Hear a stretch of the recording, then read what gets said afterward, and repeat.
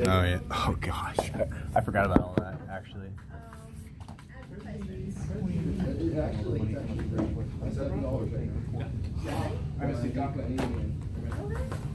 Can you check it out right now? First, I can put it in my bank account right now and go to you. I believe in you. I believe in you. Can we take too much of your time? You had to take the elevator. Oh, yeah. Howdy. Okay, your sophomore, Mr. Goodwin, put together this presentation. Make sure you'll take notes. I would take notes. I looked over it already. Very informative. Hopefully you'll learn something. If you have any questions, it's going to be pretty interactive as far as question based. So make sure you get something out of it as far as include yourself in the discussion. Make sure you'll pay attention. Don't fall asleep. I know it's cold and tired and all that type of stuff, but stand up if you got to fall asleep. If you get kind of tired, he's put about 10 hours into this presentation, so you'll need to show him some respect. So all right, howdy. Howdy. All right, so the structure of this CR training time is going to be very discussion based. I'm going to ask a lot of questions. We're going to watch a lot of videos. This isn't necessarily educational. It's supposed to be motivational about financial education, investment, budgeting, things along that nature. So with that, we're going to get started. I need one person to volunteer. One person. All right, read the quote up at the top. Sir, riches do not respond. Speak up. Riches do not respond to wishes. They respond only to definite plans, backed by definite desires, through constant persistence. Think You Grow Rich by Napoleon Hill. Napoleon Hill, he's a great author. Have any of y'all ever heard of him? No? All right. Well, that's one of the, okay, we have two people. That's one of the great resources about education. Education is a great thing you can give yourself. All right. So with that, we're going to start the presentation. So we're going to start off with fundamentals. This is going to be practically the only instructional period. So what we're going to be talking about, the end goal is retirement. We're going to get to education. We have to talk about the fundamentals of everything. We have to talk about budgeting. We have to talk about you doing you, following your passion, following opportunity.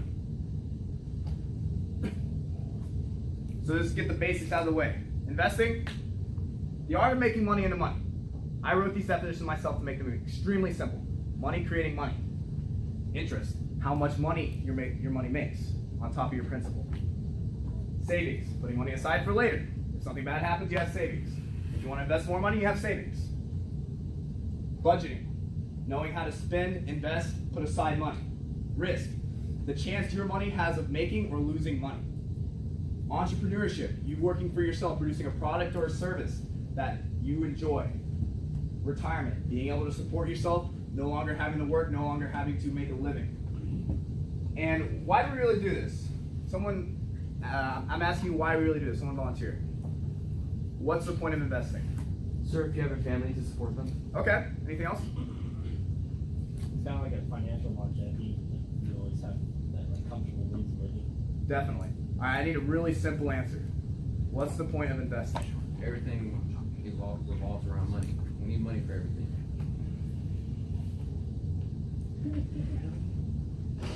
Call the Krusty Krab 2. First of all, congratulations, Mr. Krabs. Hello, I like money. What inspired you to build a second Krusty Krab right next door to the original? Money. So Mr. Krabs' motivation be your motivation. Money. You always want to make more money. It's not end all game. That's not the end of the game though. Money is very important. It's not the most important thing in life. What is the number one thing you can invest in? Someone tell me. Yourself. There you go. Thank you. You are the number one thing you can invest in. All right. Show of hands. How many people actually track their budget? How many people budget their money? All right. How many people have it written down? What your budget looks like? How many people actually follow through and implement it? All right. So that's one person that actually held their hand up for the entire time. That was Mr. Spence. Not surprised. That's not writing it down. All right. So what are the main types of investing? Stocks. Okay. That's one. Real estate, Real estate. commodities, Mutual funds. Mutual funds. Stock market. Index funds. What else? commodities. Commodities. Okay. 401k. You're kidding. What do you say? 401k. 401k. Yeah. Real estate. Or even said. What about entrepreneurship? Working for yourself. Investing in yourself. Your education. What about investing in learning how to use practical skills like computer, even Excel, things as simple as that? Anything else? Anything extravagant you think about investing? Yeah, just spit it out. Franchises, okay. Point being made, there are so many different avenues for you to invest in and work with your financial future. So, this is going to be a subject that's sort of tough for a lot of people to swallow. So you got to be selfish when you're taking care of yourself and your finances. Selfish for your family, for your outfit, for your organization, for your team, for yourself. Be selfish, pay yourself first. Don't work for money, have money work for you.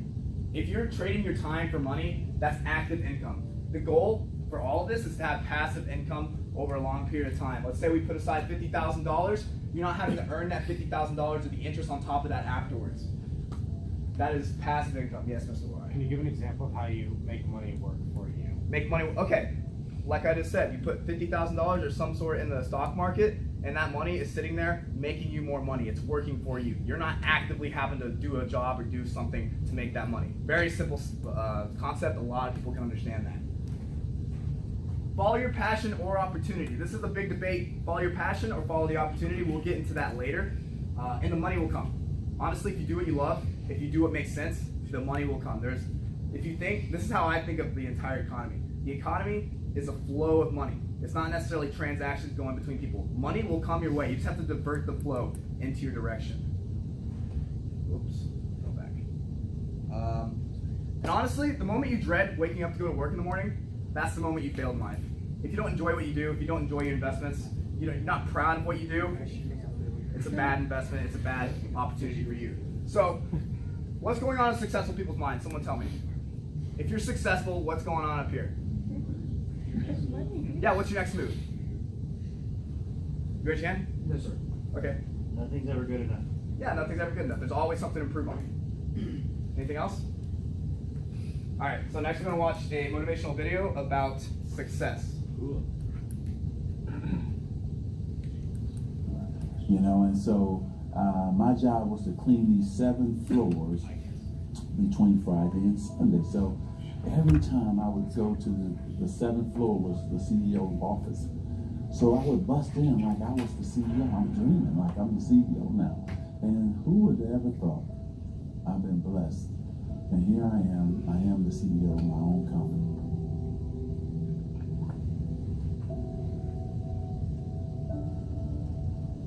Well, I think that the number one thing is you have to have a very clear vision, a very clear goal of where you want to go.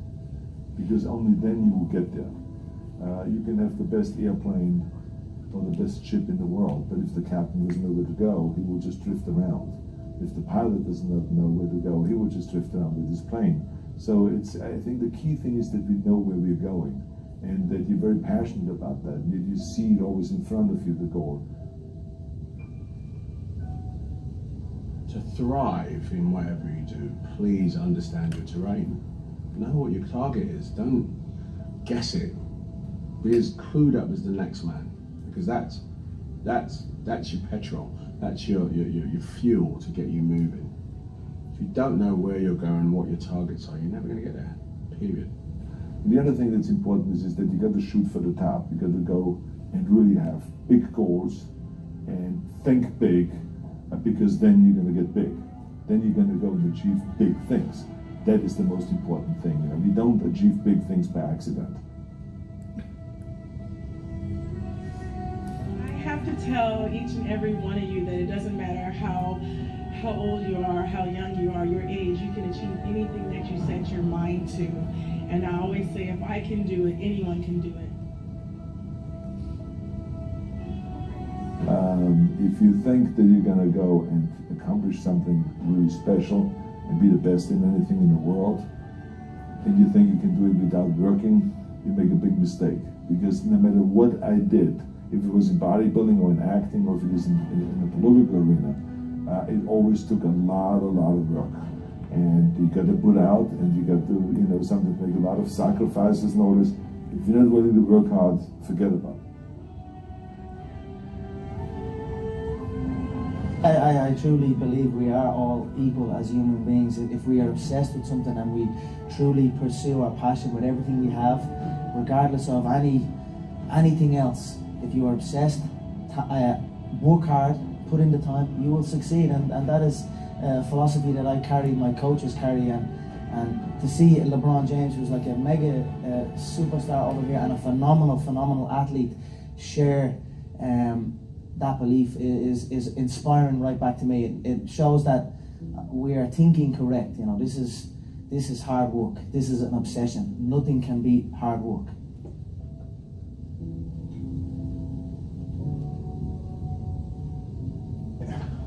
This here is the reality? Do you mean that the competition is not the reality?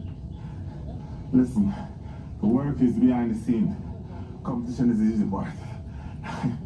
Behind the scenes is where the work is done. And everything is done to get to that one race that you need to run.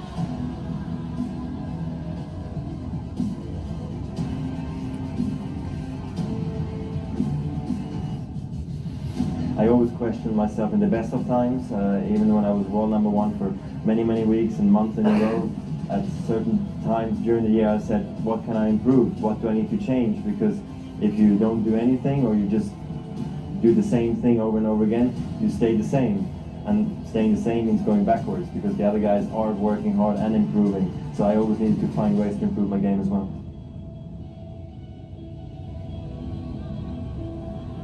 Very often watch a lot of young people sort of meander. All right, any thoughts on that video? How it relates to our financial education, our financial future? Yeah. The last quote, sir, was very important. Staying the same is moving backwards. That's if you don't true. constantly push towards your goal, then you're never going to be able to retire. Anything else? Yeah. To add on to that, yeah, if you don't push towards success, you're going to fail. So you have to push towards that success. Okay. Stress? I was really struck by the Usain Bolt thing, the race is the easy part. Mm-hmm. Really struck by that quote. Raise your hand if you think finances are easy. Think it's just something you can put your money aside and forget about it. Yeah, no. If you want to actually truly be successful in life, you got to work at it. You got to learn how to do it. You have to practice it every single day. But at the end of the day, the end result is always worth it, right? All right. So, next subject, retirement. All right, someone give me a goal. What's a goal for investing when it comes to retirement? Anyone? Sir, making sure you have enough to sustain yourself and your family after you're done with your work. Definitely. Anything else? Sure, there's plenty of goals. Any personal goals? An island. An island? Okay. That's a great goal. Having enough money to travel afterwards. Okay. Any specific goals? No? My specific goal is to have a passive income, meaning I don't have to work for it at all. That's equal or above the median income in America by the age of 30. So that's a pretty aggressive goal. That means making $50,000 a year for not doing anything. $54,000 actually dollars a year without doing anything by the age of 30. Pretty amazing, right? Set concrete goals like that. You have something you can work towards, you can achieve. All right, someone tell me, where do you see yourself 40 years from now? 40 years. You're gonna be 60 years old. 59 years old. 62 years old. What? Probably retiring home. Okay, retired. Anything else? Sir, to be a homeowner and own land and probably have adult children and be looking towards retirement. Awesome. Okay. Myself, I see myself 20 years retired by that point. Like, just plain and simple. Or just 20 years happy. It's great. It depends on when you want to retire. If you want to work your entire life, work all the way up till the average, right now the average retirement age of 65, that's great. What is possible by the time you're 60, by the time you're 40? What is possible? Anybody? It's a discussion. Sir, you could have enough money to last you the rest of your life. Okay. Anything else? You could be broke. You could have made some bad decisions. Anything's possible. You could be broke. You could be divorced 5 times. You could have 15 kids for all I care. Anything is possible. You have to prepare for that. Just have that in mind. We're going to watch another motivational video about how money, while it's incredibly important, it's not the end of the game. It's not end all. Money doesn't buy happiness. But that one line alone doesn't mean much. Money can't help you get friends. It can't help you find a wife or a husband. You can't buy your way to a better body. But what happens when you have no money? when you're deep in debt, when you're unemployed, when you can't afford to give your family what they need. Now you see money in a different light. Money is insanely important. You can't live in this world without it. Have you ever been broke? Like flat broke, eating cheap food, not being able to do the things you want to do, turning down opportunities because you just can't afford it. Not having money limits your life, so money doesn't buy happiness. But poverty doesn't either. Making money is what drives us.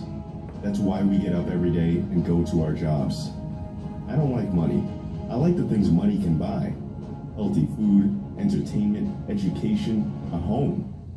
Money is just as important as oxygen. You need it to live. So let's get to the bottom line here.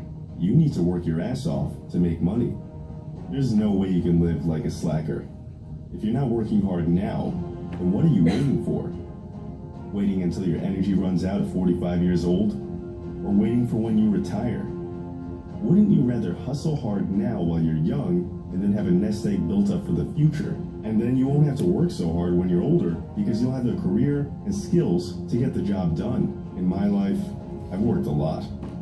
I've had day jobs, I've had night jobs, I've had side jobs, freelance jobs, you name it. For a few months, I worked from 10 a.m. to 6 p.m. during the day, followed by a night job working from 7 p.m. to 5 a.m. That schedule doesn't even logically work, and you probably shouldn't do what I did. But hard work is everything. Now I know what it means to earn a living. The worst thing you could do is to squander your hard-earned money, especially after you've worked so hard to attain it. Don't waste it. Spend at least a portion of your income on your future. Education, health, and possessions that have long-term value. If you spend your money the right way, it will come back to you in multitudes. When you apply your earnings to important values like education and health, you don't lose these things easily. It's something that you keep with you for life. Being focused on making money does not give you the right to be greedy. You have to give back to the world, but it's a lot easier than you think. It could be donating a small percentage of your hard-earned income to charity. It could be guiding someone who's in the same position that you were in. It could be leaving a legacy for your children. It's really up to you to decide. Whether you believe in it or not, karma is real.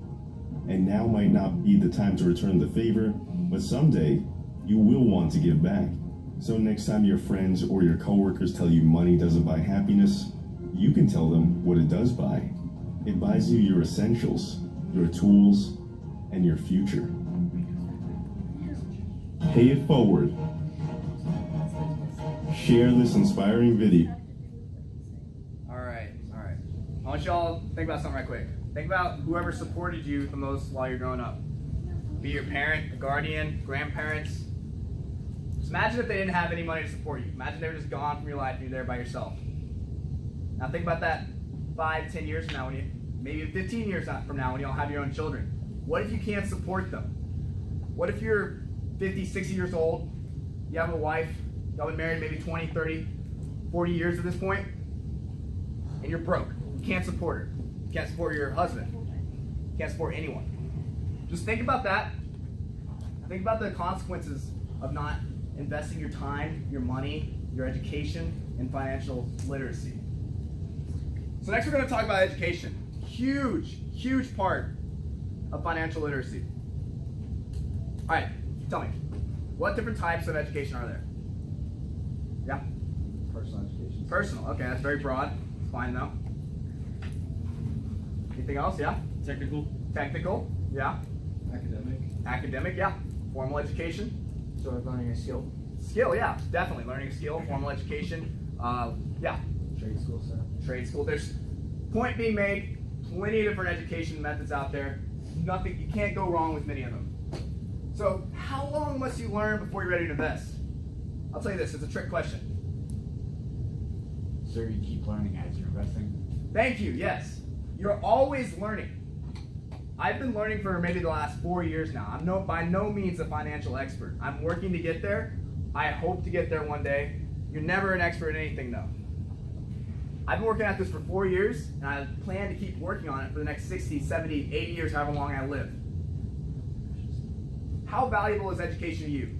You don't have to answer this question. Just think about it in your head. How valuable do you have education? If you didn't have education, if you couldn't educate yourself, if there wasn't this amazing university or high school, people around you that value you to educate you, where would you be in life right now? Just think about that. Where would you be?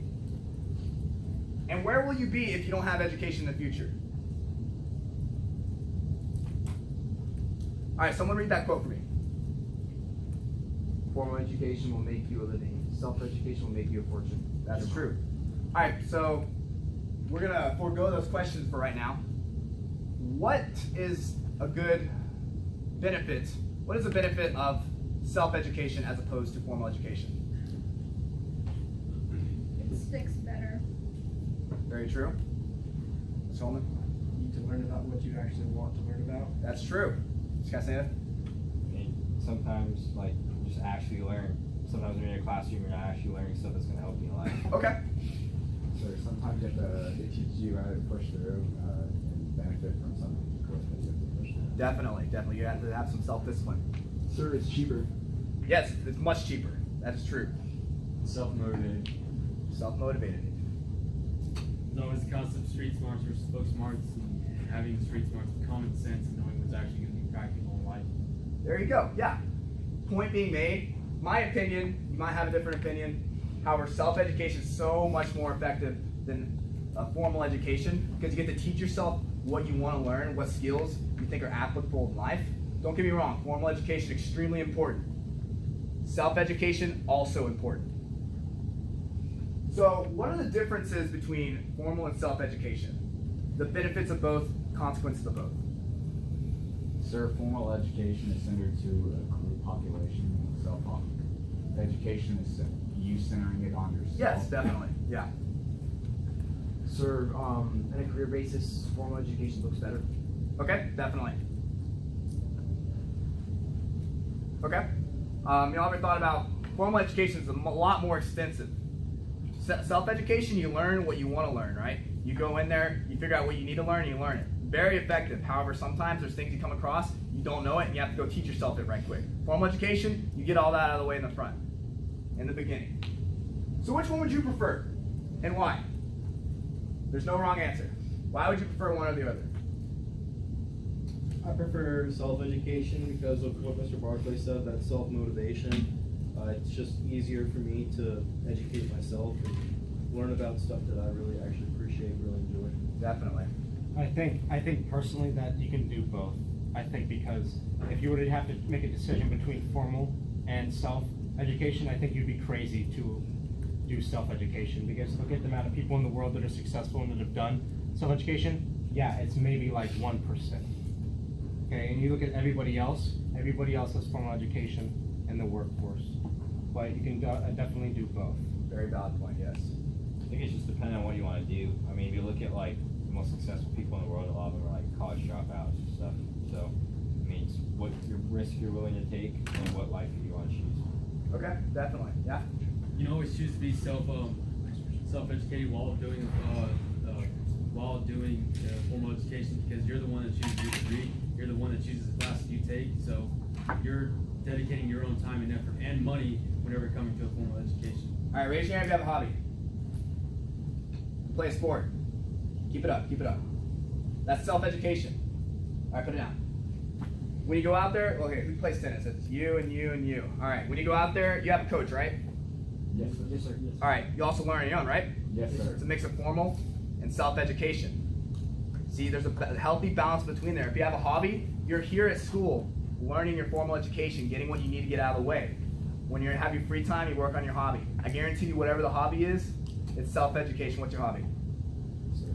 Swimming. Do you educate yourself? Yes, sir. There you go. What's your hobby? Sir, chess and powerlifting. You educate yourself? Yes, sir. You're both here at school, right? Yes, sir. Getting a formal education. Yes, sir. Healthy balance. Yeah. Kind of going off this whole kind of topic, I personally think it's good to have both. If you think about it, eventually your ends, right? But you're not just going to stop learning. I know you and Mr. Winston kind of talk about this type of stuff, like being a lifetime learner, I guess, is kind of like would be a good end goal coming from this topic. You know, like I said before, eventually get your degree, and you might pursue a master's or a PhD or something like that, which is fine. But after that, you have the qualifications to work whatever job you have. But in order to be successful at that job, you have to always be learning. Things change. I know if you're like in a professional world, like a doctor or a lawyer, something like that, laws are always changing. New medicines are being created. You constantly have to be learning to keep up. So I guess being a lifetime learner, that's what I would say is a pretty good goal when it comes to talking about both self and formal education. All right, what are some methods of how you can educate yourself? It's up there. What? Read. Read, definitely. That's, in my opinion, best way you can educate yourself. So, the internet. The internet. It's a very broad subject. There's so much you can do on the internet. Yeah. Sir, communicate with successful people. It's very true. Anything else? Going out and doing it. Going out and doing it with experience. Going out and doing it. Working with your peers. Having a mentor. YouTube. Tremendous source. That's what I do all the time. Audible. Books. I hate reading, but I love books. So I listen to books all the time. Instagram. Mr. Heathcock and I, we always send each other motivational Instagram posts. We always looking for those quotes and whatnot. It's awesome. What I'm trying to get at here is there's so many different ways you can educate yourself. So many different avenues you can go down. So the what in general, if you want to come to me afterwards, I have a tremendous list of methods and resources you can use to educate yourself. Next, we're going to be talking about the different mediums of investing. So we did this earlier. I want to do it again. How many different kinds of investing are there? Just list them off. Stocks. Stocks. Precious metals. Precious metals. Real estate. Real estate. Franchises. Franchises. I was gonna say real estate. Real estate. Okay. Do you think there's different kinds of real estate? Just overarching? Yeah, there's commercial, there's residential, there's flipping houses. What else? What other investments? Mutual bonds. Sir. Mutual bonds. Mutual bonds, mutual funds, ETFs, stock market in general, self-education, entrepreneurship, so many different avenues. Point being made, there's so many different ways you can invest in yourself, invest in your future, and invest in your finances. Diversifying what you invest in, what you put your time into. What's the importance of that? Sir, some investments will fail. Okay. So don't put all your eggs in one basket. That's very true. Would you put your eggs in too many baskets? No? Why? So you lose track. Say it? You lose track of them. Lose track. Speak up. So you lose track of them. You lose track of them. Become overwhelming. Put your eggs in a few baskets. Don't overextend yourself, but don't put too much risk in one location. Should you be in investment for the short term or the long term? Long term. Long term. Why not short term? Why not? We're not 40. Short term is That temporary. time All right, speak up. Short term, sir, the short term is temporary. Okay. I mean, maybe you're successful, but Okay. like, it's all about risk. So it's about how much you're willing to risk. Definitely. Why not short term? I was gonna ask why not short term. You can get into different types of investing that's more aggressive than other types that are gonna pay off a lot quicker than others. Especially when you're young, you can afford to be more aggressive with your investing. Yeah, you might lose, but you also might win. But you have long-term investments that are going to be more steady and more stable, and you can be aggressive in the beginning and pull stuff out, and boom, 2 days I made $2,000 because I invested in, for example, Royal Nickel Incorporated out of UK. Like, it's a stock I invested in a couple days ago. Like, it's something you can do. All right, real quick, if you know who Warren Buffett is, raise your hand. Okay, I would probably say, and I'm sure Mr. Overland agrees, he's probably the most successful and knowledgeable investor out there, most likely, just based on his return. If you think about it, like, when you have that level of knowledge and expertise, you know the trends in the market, you know all that stuff. Like, hey, there's apps, and you can pull up different websites that tell you all the little small figures, and you can do the statistics behind it as a whole. You just have a good feeling about that type of stuff. When you get that gut feeling about knowing when to put your money in, when to take it out, you know, you can do a little bit more short-term investing, but especially like when they were talking about when you're young, be aggressive, that type of thing. It's good, but maybe put your money in for a little bit longer term, maybe just for like 3 or 4 years, check it every quarter, and to see how it works. Get more knowledgeable before you just start trying to do like day trading, I guess is pretty much what it's called. But Yeah. which we'll talk more about that later on. So going back to what Mr. Spetz said about short-term investments while you're young, take the riskier investments. Good example is that y'all remember the Bitcoin hype like last year, right? Yeah, I jumped on board. It was a risky investment, right? I'm young. I was completely content with all the money I could gain or I could lose. I lost everything. Wasn't much. I didn't lose everything that I have. I lost everything that I put into it. I was very content with that because I knew the payoffs could be huge or I could lose everything. And I knew that from the beginning. Short-term investments are okay. However, long-term investments are your bet over the long term. I would definitely recommend long-term over short-term, but definitely have a mix. I'm gonna need a volunteer. One volunteer. Yeah. All right. I want you to read every question and then answer it. What do you like to do? Chess and powerlifting.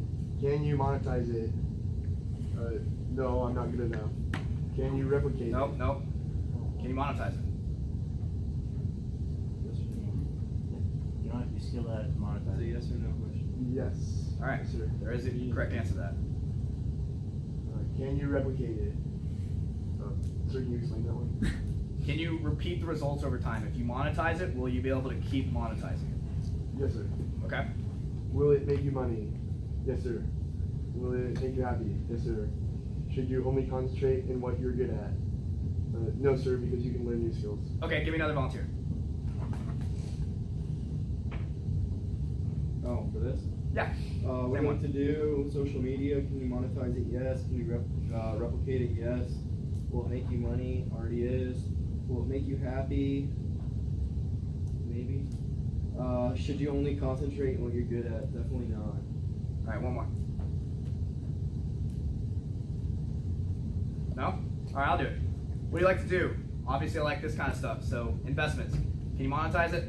Obviously, duh. Yeah, you can. Can you replicate it over and over again? Over long term? Yeah. Will you make money?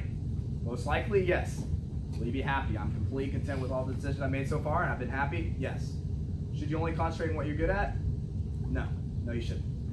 Again, diversify what you do, learn from your mistakes, and keep learning. Move on.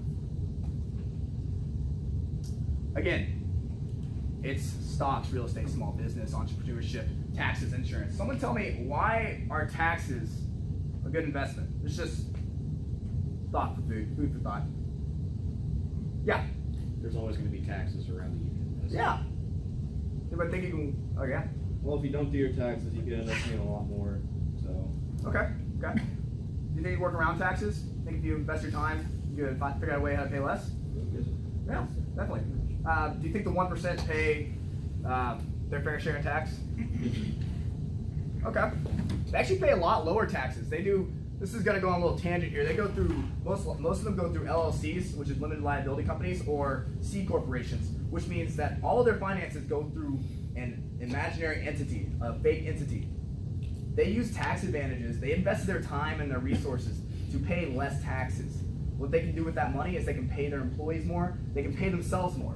It's not necessarily selfish or rude or cruel. They're just playing the system. They know how it works. Invest your time in taxes. What about insurance? Is that an investment? Yes. Okay. How come? Yeah. Sir, if you have an accident that would cost you thousands or even millions of dollars, you won't have to pay that in full. All right. Yeah. You can't expect it, sir. Definitely. How can money be made with insurance? Can it be made? Yes, sir. Yes, sir. You're the one supplying insurance. Yeah. You can make money through the supplier. You can also save yourself ass ton of money if you have insurance. Again, what isn't listed up here? Not a stock, not real estate, not entrepreneurship. What's not listed up here that can be an investment? Yourself, yep. I was going to say education, that falls under yourself. Definitely. Again, getting back to this, I want to drill this into y'all.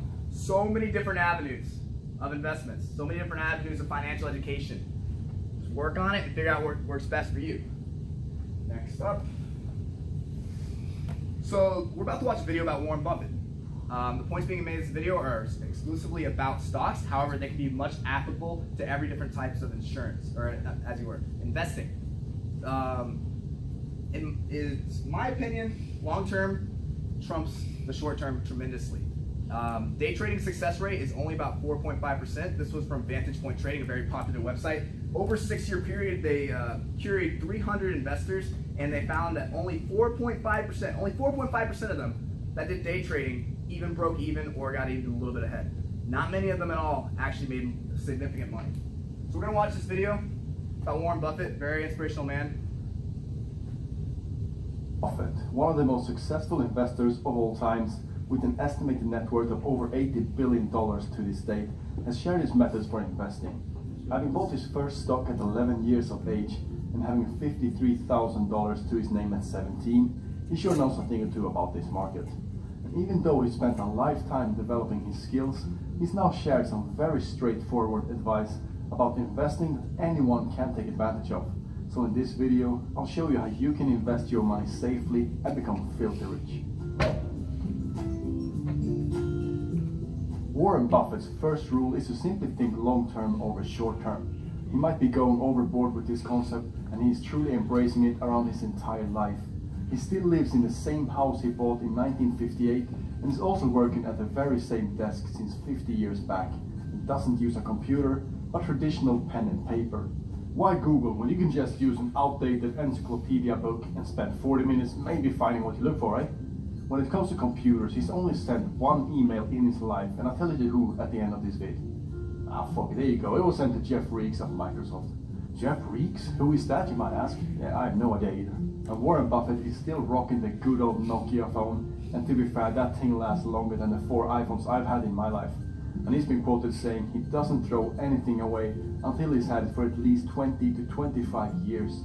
So thinking long term is natural for him, and the ability to resist selling has proved to be very successful for him. So having that said, the reason for why he's holding on to what he buys is because he does his homework and does so very well. He's stated many times that he spends 80% of his day reading and catching up with the latest news and what companies to invest in. He thinks about life and investing as learning as much as he can and reads between 600 to 1,000 pages every single day. So before he makes an investment, he makes sure he knows the ins and outs and has a deep understanding of even the smallest details of the operations in a business he wants to invest in. And he tends to invest in huge companies that he thinks has the ability to live and strive for a long time. And he makes the metaphor that investing is a lot like baseball, and instead of swinging at every ball that comes his way, he waits for just the right pitch. He's got the patience to watch pitch after pitch go by until just the right one comes his way. And even when people are screaming to swing, he remains calm and has trust in himself and only swings at the pitches that's in his area. When he's done his research and an opportunity comes along to investing that's in his area of expertise, that's when he goes for the home run and hits big. However, not many people have the time or money to read for 8 hours a day and invest a few billions in the biggest companies like Warren Buffett, and it's not a strategy that anyone can apply and find success with. And I wanted to make a video explaining how absolutely anyone can invest and become rich without taking time to read and grasp what to invest in, which is why I'm super excited to share this with you. So when reading the Berkshire Hathaway annual report of 2013, one of the most interesting paragraphs I found was on page 20, where he gave a very simple and straightforward advice about investing. He says, "My money is where my mouth is. What I advise here is essentially identical to certain instructions I've laid out in my will." So in his will, he's demanded that the future of his family's money should be invested such as this. Put 10% of the cash in short-term government bonds and 90% in a very low-cost S&P 500 index fund. And he finishes it off by stating, "I believe the trust